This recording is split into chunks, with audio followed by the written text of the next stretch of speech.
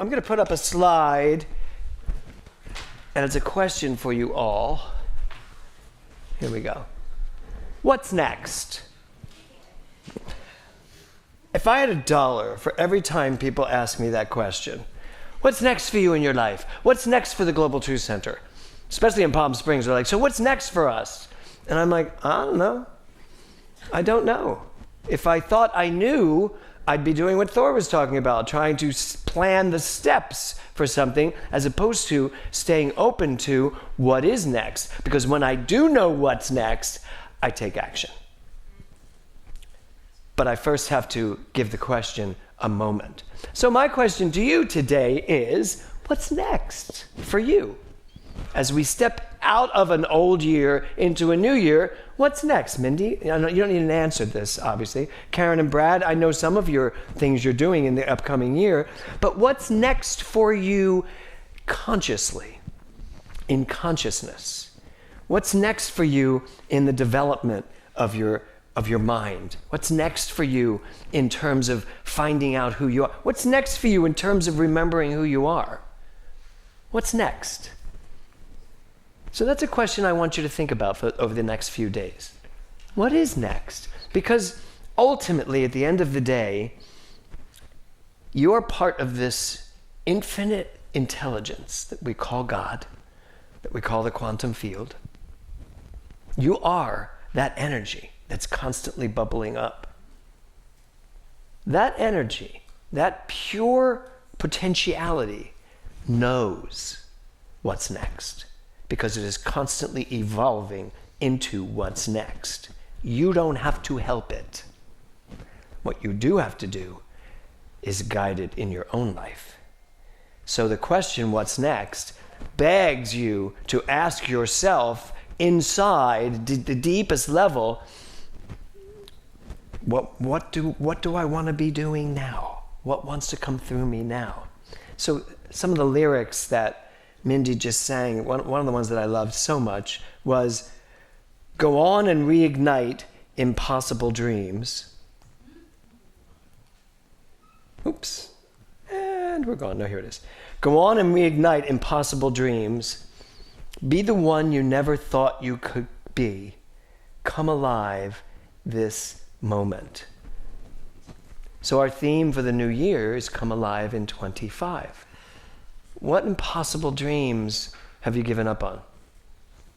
What dreams, what thoughts, what desires have you maybe given up on? Or have you maybe thought it's too late? Or they're old ones, they're no longer viable to me. But if you actually took them out and looked at them, you'd realize there's still a lot of energy there. And some of that energy may be energy that's pushing it away from you because it's energy of having opinions and thoughts and judgments about it. But what if, just what if, you were able at the end of this year to throw everything aside, everything, and all that was left is this field of joy and love and energy and creativity? What if you were able to push everything aside and be in that moment of anything I decide, I will make happen, and know it's true? Because in one sense, that is true, individually for each one of us in our lives. So, come alive this moment. For me, come alive means I am going to drop deeper and deeper and deeper and deeper into knowing who I am so that I walk this earth more creative than I've ever been. That I am in such a state of knowing who I am that when I speak my word, and so it is, it is. Because I fear that way too many practitioners are really saying, and so I hope it will be sometime soon. Really, because unless you are absolutely certain and in that state of pure knowing, you're still hoping and wishing and praying and thinking, right? So who would like that for the new year? That's the come up. The rest of you are like, I'm not sure. Let me think about it. The more we go deeper into our true identity, the easier it is to create the lives we say we want to live. So that's why I've picked this theme for the year. Come alive, besides it rhymes with 5, but come alive in 25. So I have a question for you, and it's this. What do you want?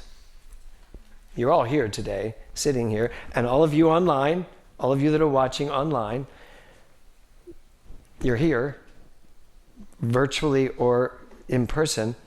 What do you want, Mary? What do you want? And there's actually an ending to that sentence, but I want you to just sit with that for a minute. What do you want, Jenny? Good health. And I knew that that's what you were going to say. Right. Just ask yourself, what do I really want? What do I want? Whenever I ask that question, I usually hear to be happy. I want to be happy. But that opens up the door to so many things. Because the real question here is, what do you want tomorrow to look like? What do you want tomorrow to look like? We ask ourselves these kind of questions on December 31st when we're sitting at a party, or we're just contemplating the new year. What do I want 2025 to look like? But the truth is, whatever you're doing right now has already created tomorrow. Whatever you believe right now, wherever your beliefs have taken you all through 24 to this moment, that's creating 2025. You are already giving your own predestiny a shove because you're living in those beliefs and those thoughts. So the question, what do you want tomorrow to look like, is kind of important. Just to get the idea of what you would like it to look like. There's more work to do at that point to find out what am I actually creating right now. Because the truth is, when I said to you earlier, what's going to be different this Sunday till next Sunday? We're going to have a New Year's Eve party or something in between, and then New Year's Day to celebrate, and then we're going to be in the new year. And I honestly feel like 2024 flew by. Did anybody feel like 2024 just like, I feel like we just did this? Right? And some of you may feel it went really slowly, depending on what happened in your life.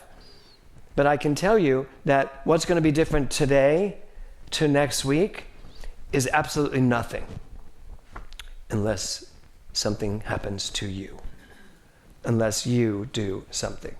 Because if you stick with the same old, and you stick with the same belief system, and you and not only stick with the same belief system, but you stick with the same level of belief, and you're at the level of, I do good, I create parking spaces, and I create good, fun things in my life, but is there more? I asked somebody, I'm not going to say who, but I asked somebody how they're doing. They said it couldn't get better, and my thought was, yes, it can.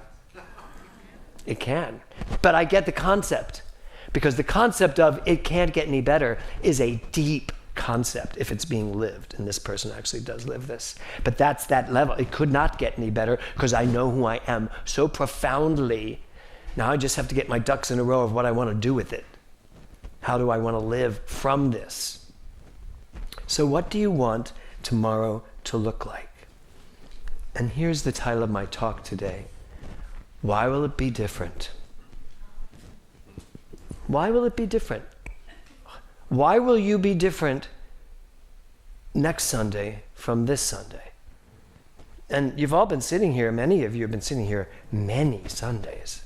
I've been doing this since when I first went to hear Eric Butterworth speak. I've been every year. I talked about this yesterday in Palm Springs. Every year when we were going to Unity in New York, Kevin and I on New Year's Eve and a bunch of friends would get together for a New Year's dinner, and we would all write our intentions for the new year out on pieces of paper, and then I would collect them and put them in the desk in the foyer and leave them there all year. No one was allowed to come in there and open them up and try to remember what they wrote. They just stayed there. We usually forgot they were there. Until the following year, it was like, oh, let's see. And we'd pull them out, and we'd like one at a time read what our intentions were, and then we would all judge each other on how well we did. And it was always really annoying, because every year, Kevin pretty much got every one of his intentions handled. Every year. Really. And I would read mine, and you'd hear Kevin, nope, you didn't do that one. But he was right. I was like 50-50. I was like 50-50. But then I don't remember when we stopped doing that. Maybe we'll do that this year. Yeah. I just went, no.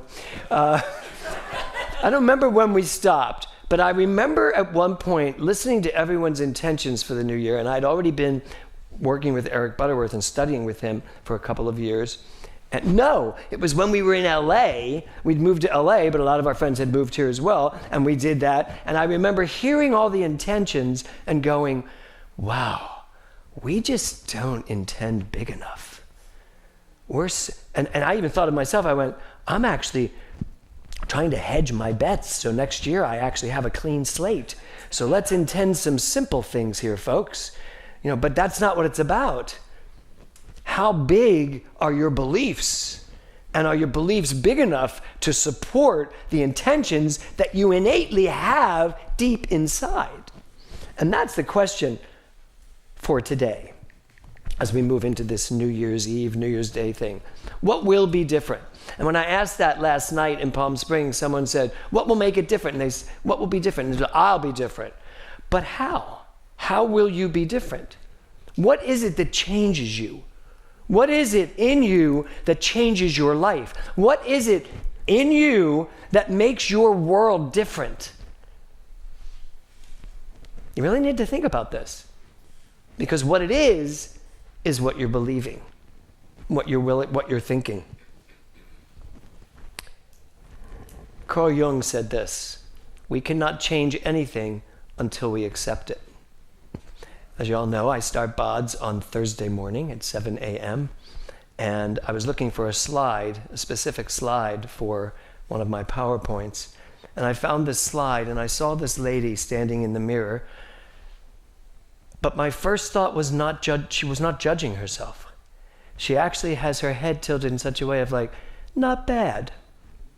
And I know what I want to do with this. And this quote of Carl Jung, we cannot change anything until we accept it. So thank you, Robbie, for getting some mileage out of Forgive Everything. Because to me, unforgiveness is clutter that is occupying your mind. And it doesn't leave room for the new. It doesn't leave room for your innate ability to create whatever you want in life.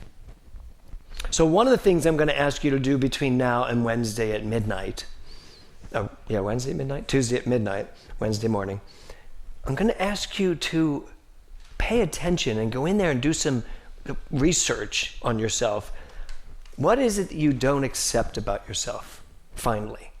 I'll say for me, at 70 years old, what do I not accept about myself? What parts of me, what things about my life do I not accept about myself anymore? Somebody asked me a question last night about West Side Story. For those of you who don't know, I did that show. But some people don't know that because I don't say it every day.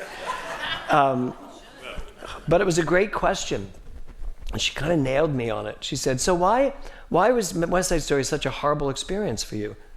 And I went in and I explained why, but it was all about things I didn't accept about myself. And I said, and why I'm so good with it now, why I'm okay with it, and I get the incredible gift that those people gave me to give me something to talk about for the rest of my life. No, but this incredible gift of choosing me out of thousands of guys that wanted that part, that was quite a gift. I didn't see it that way for many, many, many, many years. And I had to go through this spiritual journey to get to the point where I finally accepted. What made it so difficult? Me. I was an asshole. I was. I had this gigantic ego. Seriously. I had this gigantic ego covering up this gigantic low self-esteem. Because I can see it now. This gigantic ego covering up this gigantic low self-esteem. Because I was a gay actor trying not to be, trying to make sure everybody still saw me as a man, right? And then they cast me in one of the butchest roles in history in musicals. And I just felt like the imposter. I was suffering so bad from the imposter syndrome. And I made Jerome Robbins' life miserable. Now, he was a miserable man, but I still made his life more miserable. I was like a moth to his flame for the two of us. And I've always, for so many years, I blamed him. Why am I telling you this story? Because you all have stories like that. And you may not have gotten to where I've gotten to. You may have not gotten to the place where you accept the actual reality of what happened and let it go. Because Carl Jung is right. We cannot change anything until we accept it. So one of the other questions, I have a lot of questions for you today. What do you still need to accept about yourself in order to let it go? In order to be able to stand in that mirror. Thank you, Audrey, for that reading. She talked at the meditation about a mirror being like the mind, fully impersonal, and it just shows you whatever you put in front of it and gives you whatever you put in front of it. So what do you need to accept in order to put it aside and leave yourself open to what you want to coming alive? Because you know what? If you're going to come alive into the same crap you've been coming alive into, that's not going to help you. And I know you're all doing wonderful things too. Don't think that I'm sitting here going, you all need help. That's not it. But we want more in 24. We want more. We want to be the more. We want to be true to who we are. So, what do you need to accept? You have a few days left to accept where you are and decide where you are going.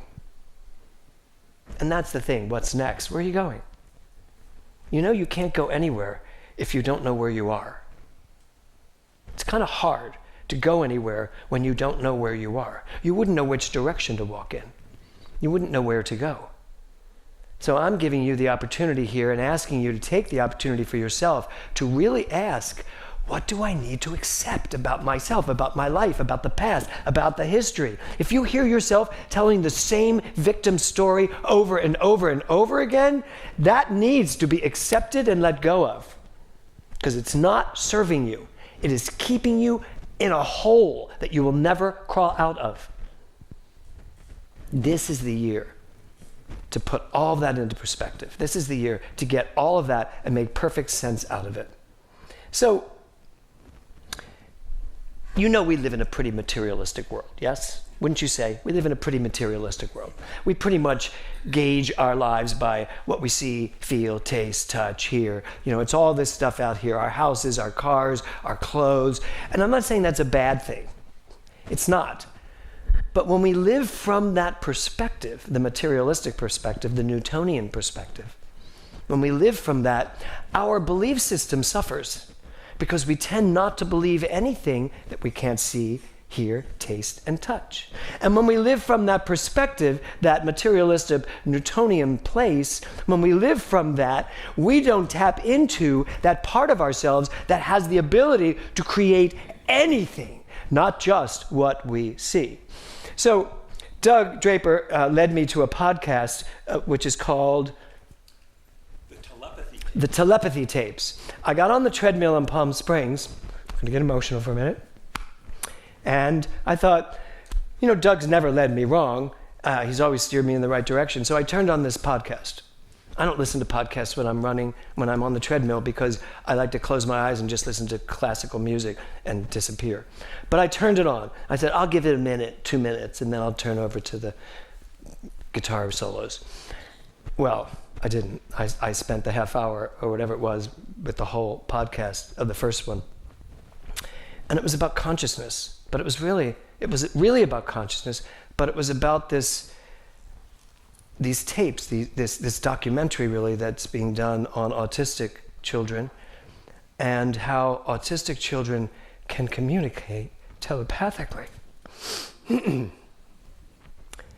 And it was stunning that someone could communicate almost at 100% from a very intelligent place, even though they are nonverbal. And to most of us, we will just assume and expect, well, this is who they are and this is all they can do. You know, and we'll just take care of them for the rest of their lives. But the one thing that really struck me was when this child started answering her mother. Her mother would think something and she learned how to use an iPad and she'd write it out on an iPad and answer her, but she hadn't asked her a question. And one of the tests they did was in another room, the mother said, "Where are you from?" She wrote down, "Where are you from?" And in the other room, she typed in the answer. So it was really fascinating. And it was about consciousness, that there is a layer of consciousness that people that need to get there to communicate find. But you and I don't necessarily, because we're still out here, because we're verbal. We're good. We're the complex ones that really know what we're doing. And yet this child wrote on her iPad something to the effect of, "I'm actually very smart and I enjoy school, except that the teachers think I don't know anything." And it was very interesting what she wrote. It was almost like a get over it. I'm here. I'm in here. And even saying, and this is what I love, even saying on her iPad, "I love who I am. I know I'm autistic and I'm good with it." She's accepted that because it's who she is. She's accepted something that we all would see as a limitation. She's accepted it. So, and thank you for that, Doug. I've now started wanting to read people's minds. I'm like, well, if she can do it, I can do it. I just haven't learned to do it. And that's our whole thing. We just haven't learned to remember who we are. We're still functioning from this Newtonian materialistic worldview. I'm everything I've done in all the world that's happened to me. No, that's all just what you've done with who you are. So the real question is, are you good with who you are? All of it. And could you perhaps look at it all in a different way? Because you know what? The materialistic view of life does not work. It's an existence. It's not a fullness of life. It's just an existence. And I'm done existing. I want to live. I want to come alive in 2025. I want my dreams, my aspirations, the things I want to do, what I want to write, what I want to sing, what I want to dance to, what I want to visit, what places I want to go. All of that. I want to come alive.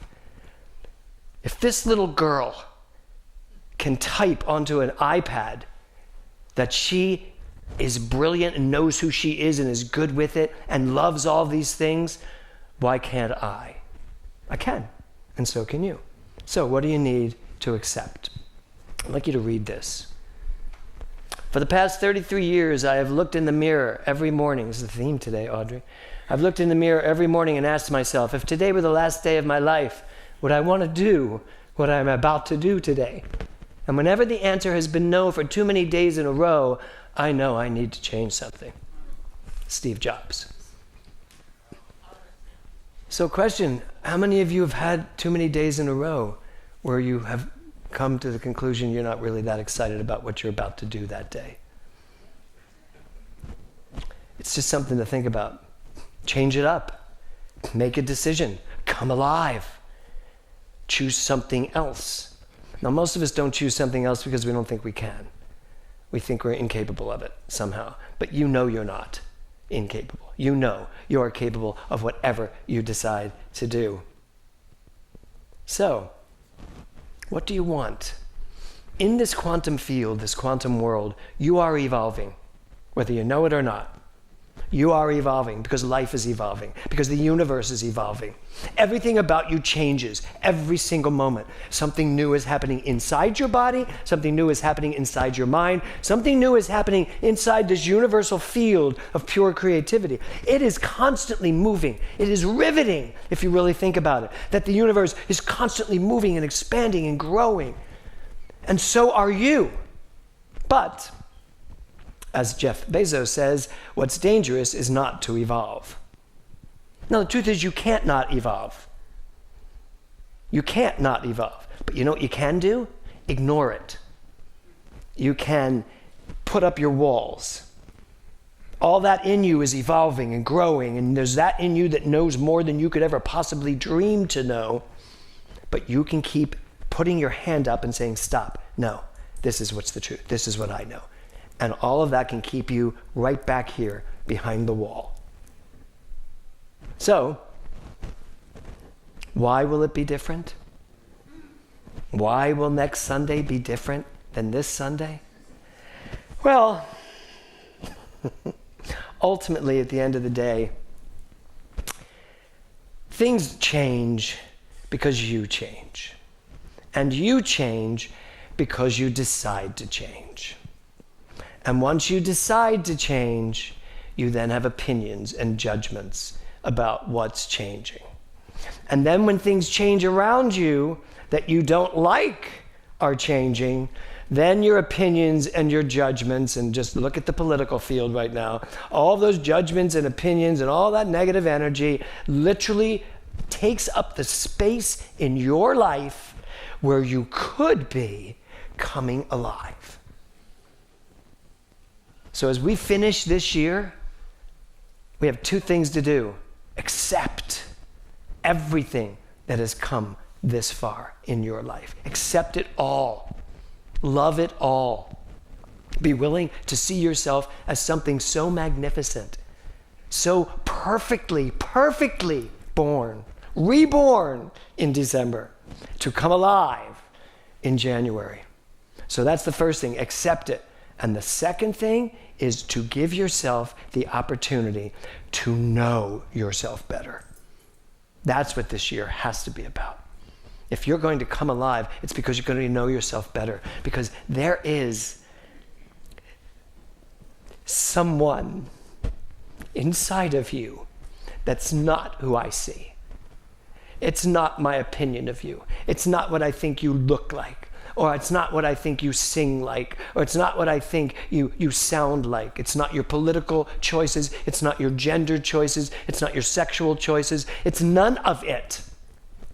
There is something within all of us, that innocent, infinite child.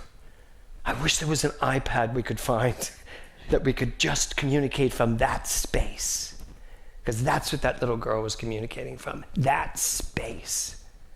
There is something inside of you that is begging you to come alive, begging you to get back in the game, begging you to put the ball in motion. It's just asking you, don't you want more? Don't you want to really feel life happening through you? Don't you want to be a player in the game? Don't you want to live life out loud, outlandishly? Don't you want to feel like you've never felt before? Because I do. And I am on that path. And I want you to come with me. Namaste.